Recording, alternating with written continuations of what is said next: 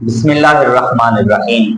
جناب حضرت عبداللہ ابن عباس رضی اللہ تعالی عنہ یہ میرے حضور علیہ الصلوۃ والسلام آقا دو جہاں کا فرمان روایت کرتے ہیں، اور یہ راوی جناب حضرت عبداللہ ابن عباس رضی اللہ تعالی عنہ، اللہ نے ان کو کیا مقام اور مرتبہ عطا فرمایا ہے، کیونکہ یہ میرے حضور علیہ الصلوۃ والسلام کے چچا زاد بھائی ہیں، یعنی میرے حضور علیہ السلام کے کزن ہیں۔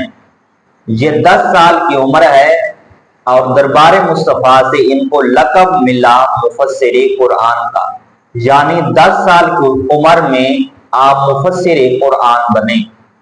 یہ کوئی عام عمل نہیں ہے، عام کام نہیں ہے۔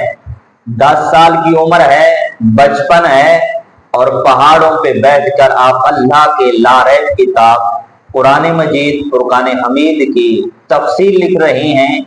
یہ آپ کو اللہ نے مقام اور مرتبہ عطا فرمایا کہ بہت ہی کم عمر میں آپ پیارے نبی کے دین کے خادم بنے۔ تو جناب حضرت عبداللہ ابن مسعود رضی اللہ تعالی عنہ یہ بھی میرے حضور علیہ الصلوۃ والسلام کے خاص غلاموں میں سے ہیں، یہ بھی بہت شان کے مالک ہیں۔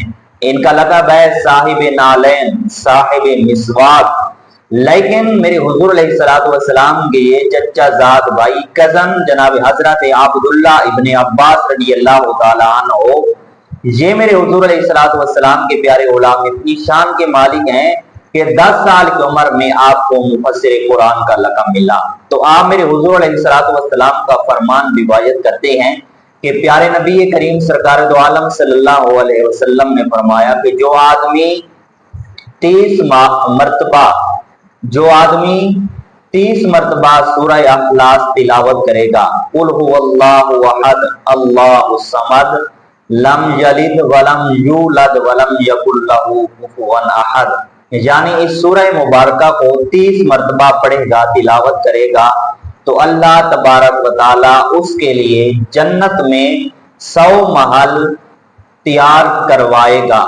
اللہ تبارک و تعالی اس پڑھنے والے کو، سورہ اخلاص تلاوت کرنے والے کو یہ مقام اور مرتبہ عطا فرمائے گا کہ اس کے لیے جنت میں 100 محل تیار کیے جائیں گے۔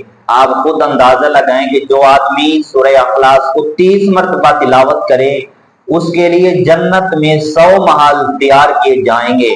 یہ ایک سورت کا مقام اور مرتبہ ہے۔ اگر آپ اللہ کی پوری کتاب لاریب کتاب قرآن مجید کی تلاوت کریں گے، پڑھیں گے اور اس پر عمل کریں گے تو پھر اللہ تبارک و تعالی آپ کو کیا مقام اور مرتبہ عطا فرمائے گا۔ تو اللہ تبارک و تعالی ہمیں اپنی پوری زندگی اللہ اپنے پیارے قرآن مجید اور پیارے محمد مصطفیٰ پیارے نبی کے فرامین کے مطابق گزارنے کی توفیق عطا فرمائے۔